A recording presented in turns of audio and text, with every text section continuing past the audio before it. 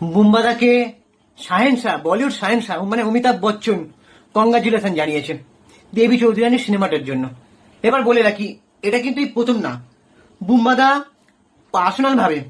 Personally Amitabh বচ্চনকে, আমির খানকে তার সিনেমার ট্রেলার পাঠান। ঠিক আছে, অমিতাভ বচ্চন সেই ট্রেলার শেয়ার করে দেন এবং বুম্বাদাকে বলেন যে অসংখ্য ধন্যবাদ। মানে বুম্বাদা যেভাবে অমিতাভ বচ্চনের মানে অনুরাগী, ঠিক তেমনই অমিতাভ বচ্চনও বুম্বাদাকে ভালোবাসেন এবং তার প্রতিটা কাজ সে দেখেন। সে মানুষটা অমিতাভ বচ্চনের কথা বলছি। একবার মনে আছে আমির খান বুম্বাদার ওয়ান বলে একটা সিনেমা বেরিয়েছিল, এই আসছিল তার বিপরীতে। হ্যাঁ, ওয়ান বলে সিনেমার ট্রেলারটা আমির খান শেয়ার করে দিয়েছিল। ঠিক আছে, এবং আমির খান তার দাঙ্গল সাকসেসের পার্টিতে বুম্বাদাকে ইনভাইট করেছিল। সেটা অনেকেই হয়তো জানে না যে বুম্বাদার সঙ্গে আমির খানের একটা ভালো সম্পর্ক আছে। দাঙ্গল সিনেমাটার জন্য বুম্বাদাকে আমির খান নিজে বলেছিল যে সে একটা হিরো অভিনেতা, কিন্তু সে 5-6টা 3-4টে ছেলে মেয়ের বাবা মা, সেটা করার জন্য সে মোটে প্রস্তুত ছিল না। সেটা তাকে নতুন ভাবে করতে হয়েছে, ভাঙতে হয়েছে।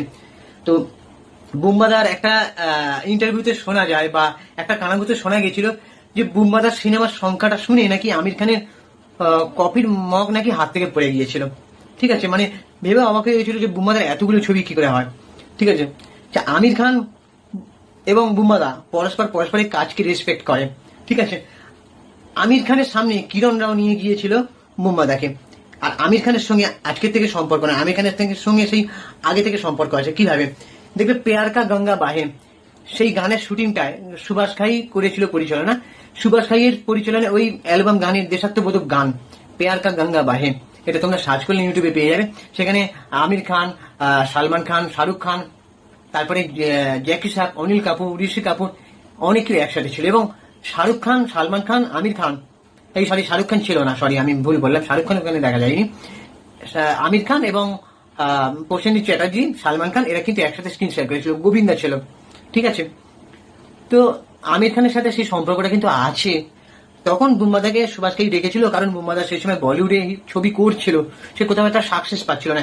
এমন অনেক বলিউডের ছবি আছে যেখানে বুম্বাদার মানে কোনো সেই সব সিনেমা রিলিজই হয়নি। ঠিক আছে, তো বুম্বাদাকে আমির খান এবং অমিতাভ বচ্চন পার্সোনালি তারা কংগ্রেচুলেশন জানায় এবং ট্রেলারটা শেয়ার করে। আমির খান এবারে আর করছে না, কিন্তু বলিউড সায়েন্সটা ভোলে না, বলিউড সায়েন্সটা এবারেও তাই করেছে। ঠিক আছে, বুম্বাদার জন্য আলাদা করে দেবী চৌধুরীর মানে ছবিটার জন্য আমি শুভেচ্ছা জানালাম। এবং আমি তো দেখতে যাবো, এবার তোমরা কে কে এক্সাইটেড আসো। পুজোর 4টে ছবি ভালো চলুক, দেবী চৌধুরানী, রঘু ডাকাত, রক্তবীজ 2, যত কাণ্ড কলকাতাতেই। এবারে পেরিক সানুনি এই বলছে নাকি যে রঘু ডাকাত সবার আগে থাকবে, দেবী চৌধুরানী তারপরে থাকবে, কি রক্তবীজ 2 থাকবে সেটা এখনই বলা যাচ্ছে না। আমার মতে বলে রঘু ডাকাত হয়তো সবার থেকে আগে থাকবে, কিন্তু বুম্বাদাই। ঠিক আছে, বুম্বাদার জায়গা আলাদা করে কখনো মানে বলার কিছু নেই, কারণ দেবী চৌধুরানীর সিনেমাটায় নাম ভূমিকায় কিন্তু সে নেই, শ্রাবন্তী চ্যাটার্জি আছে।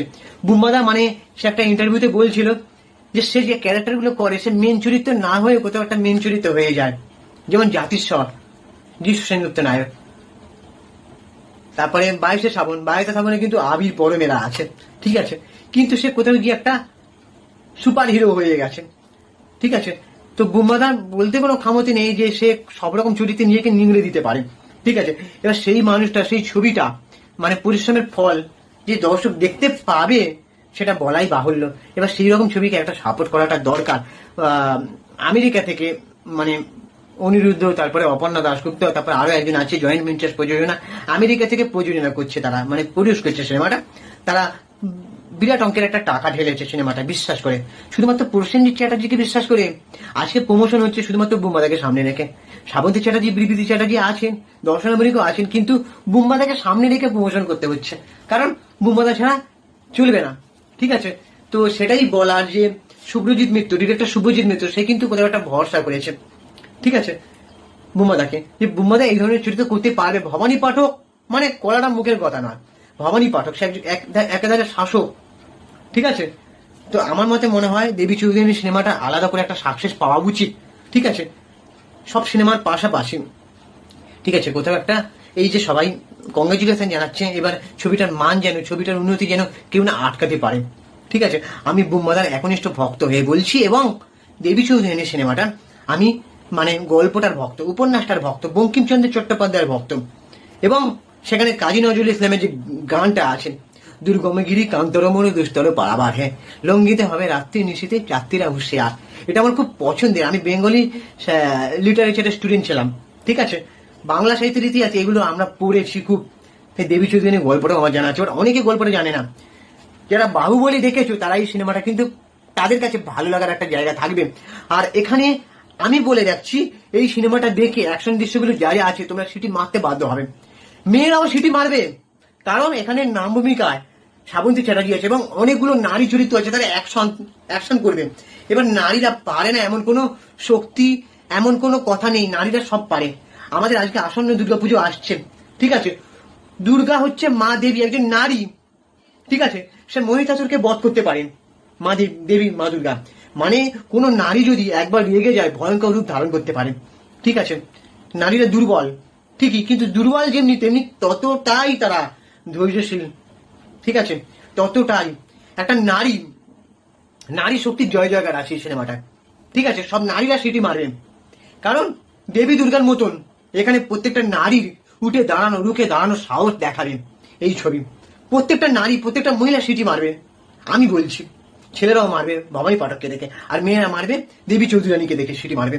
আরো যারা যা যা ক্যারেক্টার আছে, বিবিধি চ্যাটার্জি, দর্শনা বণিক, এরা সব এক একটা ক্যারেক্টারে লড়াই করছে।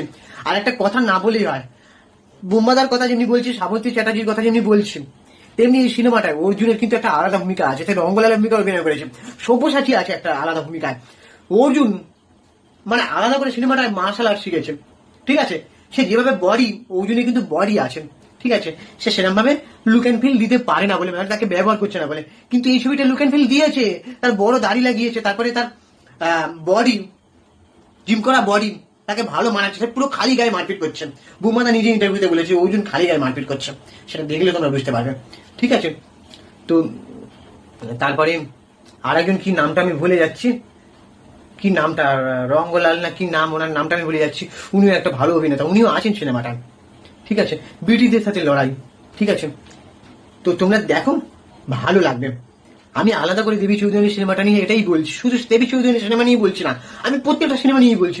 রঘু দেখার নিয়েও বলেছি, রঘু দেখার সিনেমাটা যেমন দেখবে, দেবী চৌধুরী সিনেমাটা দেখবে, রক্তবিষ দেখবে, রক্তবিষ 2 যতকাণ্ড কলকাতাতেই দেখবে কি, আমি এটা বলতে পারছি না, কারণ সবাই ব্যোমকেশ বক্সের ফ্যান নয়, কিন্তু ইতিহাস নির্ভর ছবি এখন হওয়াটা উচিত। এটা তোমরা দেখো।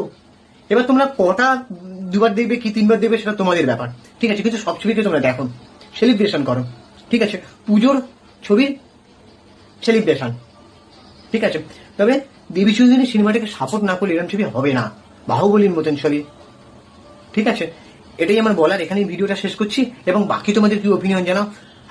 সিনেমাটা হিট হতে বাধ্য, কারণ বলিউড সায়েন্সরা আগে থেকে কংগ্রেচুলেশন জানিয়ে দিয়েছে। এবার আমি আলাদা করে বলে দিলাম, ঠিক আছে।